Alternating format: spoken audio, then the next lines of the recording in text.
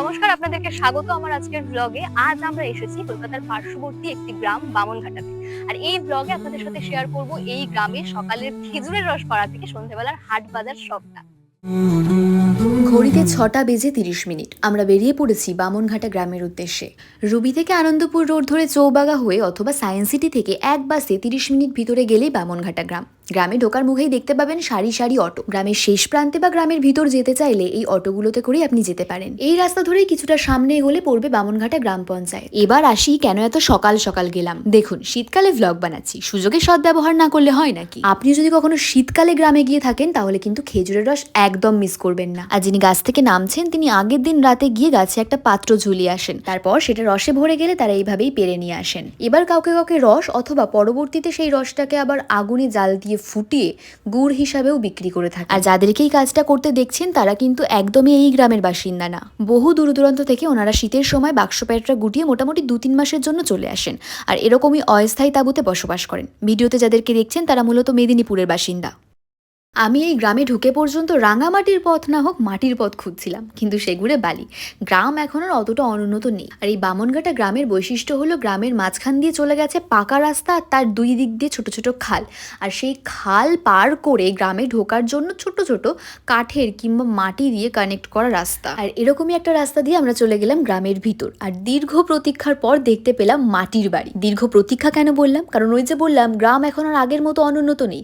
আপনি গ্রামে গেলে হাতে গোনা 2-3টেই মাটির বাড়ি পাবেন, চারিদিকে পাকা বাড়ির সংখ্যাই বেশি। আর তারপর আমার চোখে পড়লো সেই অপূর্ব সুন্দর দৃশ্য।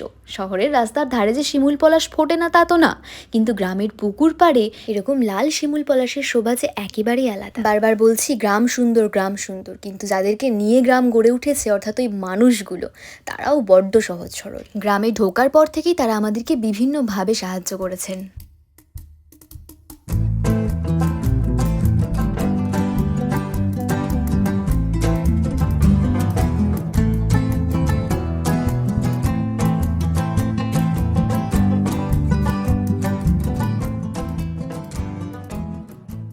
গ্রাম বলতে সচরাচর আমাদের মনে যে ছবিটা আসে, অর্থাৎ মাটির ঘর, মাটির রাস্তা, টালির বাড়ি, কিন্তু এখন আর সেরকম নেই এই গ্রামে। আমরা দেখছি এতক্ষণ আমরা ছিলাম একটা মেন রোড, সরু একটা রাস্তা সেখানে। এবার আমরা দেখতে পেয়েছি ওদিকটাতে অনেক ভেরি আছে, অর্থাৎ পুকুর, কিন্তু তার থেকে সাইজটা পুকুরের থেকে অনেক বড় হয় সেই ভেরি, এবং খুঁজলে হয়তো কিছু আমরা জমিও পাবো। তো চলুন ওদিকটা একবার ঘুরিয়ে দেখাই।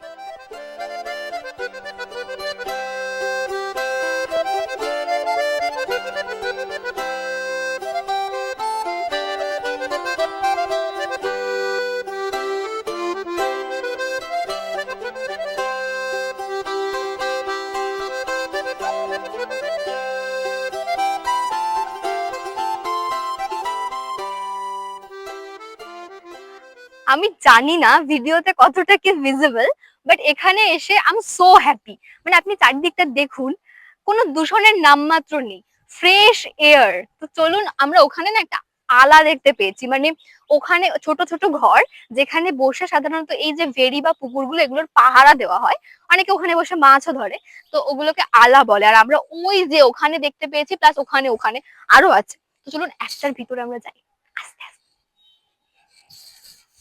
অনেক কষ্টে আমরা এই আলা পর্যন্ত পৌঁছেছি। ব্যাপারটা হলো, মানে কষ্টটা হয়েছে এই যে রাস্তাটা, এখান দিয়ে হেঁটে হেঁটে আসা ভীষণ কষ্টকর। আর এই আলাতে যে কেউ ঢুকতে পারবে না, যিনি মালিক তিনিই ঢুকবেন, কারণ আলার তালা বন্ধ আমরা আসার পর দেখতে পাচ্ছি।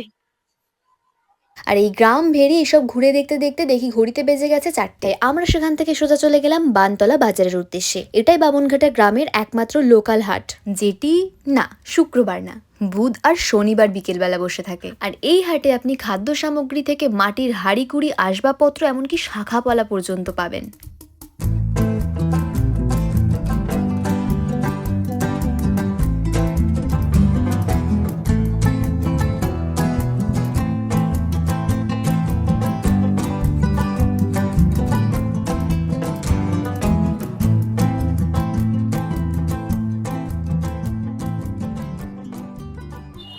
আজকের মতো এই পর্যন্তই, দেখা হবে অন্য কোনো দিন অন্য কোনো ভিডিও।